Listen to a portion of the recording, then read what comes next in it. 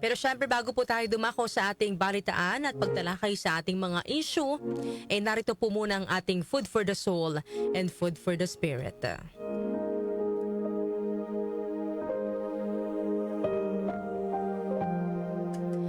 Ang ating pong food for the soul and food for the spirit ngayong araw po ay ilalaan po natin para po sa mga kababayan po natin sa Mindanao na naapektuhan ng magnitude 7.8 na lindol.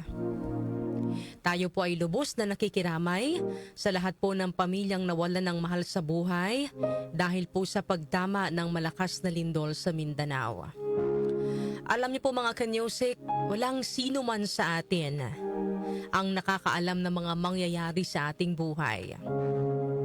Hindi natin alam kung ano ang hatid sa atin ng bawat bukas o kung may bukas pa ba na darating sa ating buhay.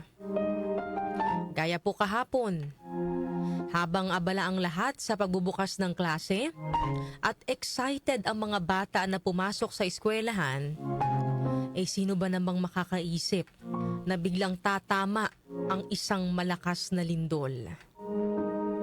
Pero sa kabila po ng trahedya, mga kanyusik, nakita pa rin po natin ang pagprotekta sa atin ng Panginoon.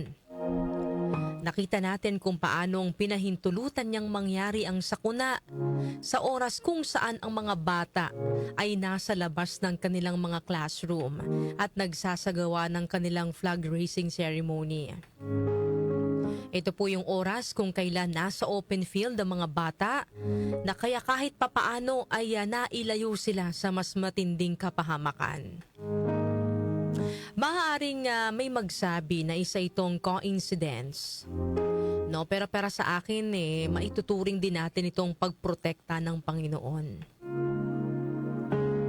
Sabi nga mga kanyusik sa Psalm chapter 91 verse 11, He will command His angels concerning you to guard you in all your ways.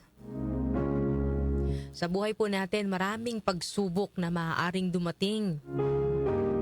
Maraming unos at pagyanig na papahintulutan ng Panginoon na ating maranasan. Pero wag po nating kalimutan na sa gitna ng mga pagsubok sa ating buhay, nariyan din po ang kamay ng Panginoon na nagbibigay din po sa atin ng proteksyon. May mga ipadadala siyang anghel para tayo ay gabayan at ingatan. Sa kabila ng trahedyang ito mga kanyusik, naway hindi po tayo bumitiw sa pagkapit sa Diyos. Naway mas lalo pa nating patatagin ang ating pananampalataya sa Kanya. Dahil sa gitna ng mga pighati, wala rin naman po tayong ibang makakapitan kundi siya lamang. Ipagdasal po natin mga kanyusik ang ating mga kababayan sa Mindanao na matinding naapektuhan ng lindol. Naggabayan sila ng Panginoon at tulungang makabangon sa sakunang ito. Ipagdasal din po natin ang mga kababayan nating pumanaw dahil sa trahedyang ito at ang kanilang mga naiwang pamilya na naway bigyan sila ng tibay na loob habang bumabangon sa malungkot na bahaging ito ng kanilang buhay. At bilang pagwawakas sa ating pong Food for the Soul and Food for the Spirit ngayong umaga, narito po ang isang panalangin sa panahon ng lindol at para po sa mga kababayan nating naapektuhan ng pagyanig.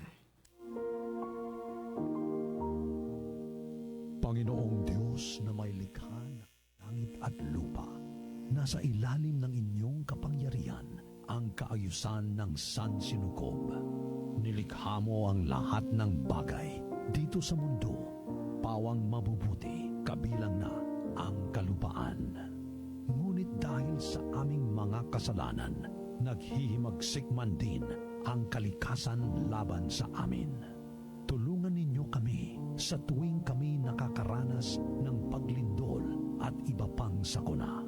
Naway hindi kami mapahamak at hindi masira itong hiram naming buhay. Panginoon, yakapin nawa ninyo ng pagmamahal ang mga nasalanta ng lindol, Kalingain nawa ninyo ang mga nawalan ng tirahan at nagdadalamhati. Ipagkaloob din po ninyo ang mabilis na pagbangon sa kanilang komunidad at gabayan ang mga rescuers at volunteers na nagbibigay ng tulong. Hinihiling namin ito sa pamamagitan ni Hesukristo kasama ng Espiritu Santo